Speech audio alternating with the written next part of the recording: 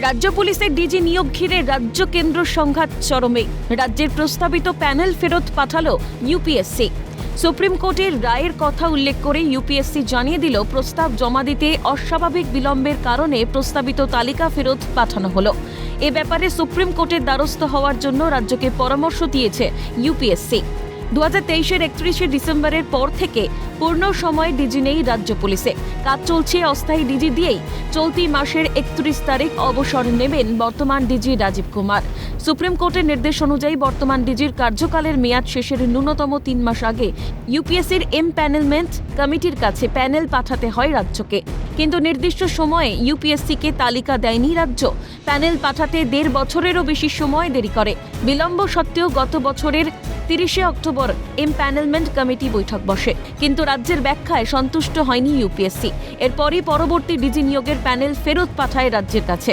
ফলে রাজীব কুমারের পরে ডিজি পদে কে, তা নিয়ে বড়সড় প্রশ্ন উঠছে। সুপ্রিম নির্দেশ এড়িয়ে পছন্দের লোককে ডিজি পদে বসানোর জন্যই এসব করে মনে করছেন রাজ্যের প্রাক্তন পুলিশ কর্তা নজরুল ইসলাম।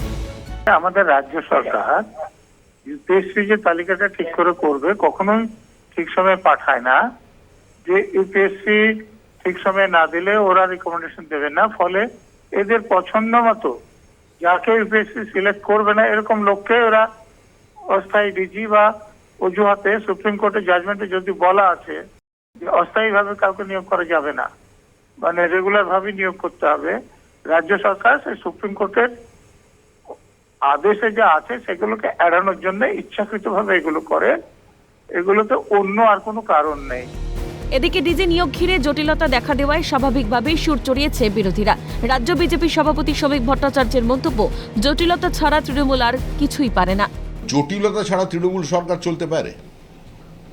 অনিয়ম, জটিলতা, প্রশাসনের রাজনীতিকরণ, স্বেচ্ছাচার এবং প্রকাশ্যে বিভিন্ন সরকারি আমলাকে হিউমিলিয়েট করা, বিভিন্ন আমলাকে লুটে সহযোগিতা করা, এটাই তো কাজ। বিজেপি নেতা রাহুল সিনহার মন্তব্য, ঔদ্ধত্য দেখাতে গিয়ে সুপ্রিম নির্দেশ অবজ্ঞা করছে রাজ্য। রাজ্য সরকার ঘুরিয়ে ফিরিয়ে ঔদ্ধত্য দেখাতে গিয়ে সুপ্রিম কোর্টের আদেশেরই অবমাননা করেছে। অতএব সুপ্রিম কোর্টের আদেশ যেখানে আছে সেখানে কোনোভাবেই সেটাকে ভায়োলেট করতে পারে না ইউপিএসসি। অতএব ইউপিএসসি যেটা করেছে আইন এবং পরম্পরা মেনেই করেছে। সুর চড়িয়েছে বামেরাও। মুখ্যমন্ত্রীকে কটাক্ষ ছুড়ে দিয়ে সিপিএম নেতা সুজন চক্রবর্তীর মন্তব্য, ডিজির দরকার আছে বলে মনেই করে না রাজ্য সরকার, তাই পার্ট টাইম ডিজি নিয়োগ করে। পশ্চিমবাংলায় ডিজিপি পোস্টার কি কোনো প্রয়োজন আছে? পুলিশ মন্ত্রী নিজে এত অ্যাক্টিভ এবং উনি এত খোঁজে আছেন কাকে অ্যারেস্ট করতে হবে, কাকে ছাড়তে হবে, কাকে বেল দেওয়া হবে, সবই যেহেতু উনি সব জানেন এবং নির্দেশ দিতে পারেন, টিজিপির দরকার কি আছে? ডিজিপি কোনো প্রয়োজন আছে বলে মুখ্যমন্ত্রী মনে করেন না। সেই কারণেই পশ্চিমবাংলাতে part time DGP, full time DGP নয়।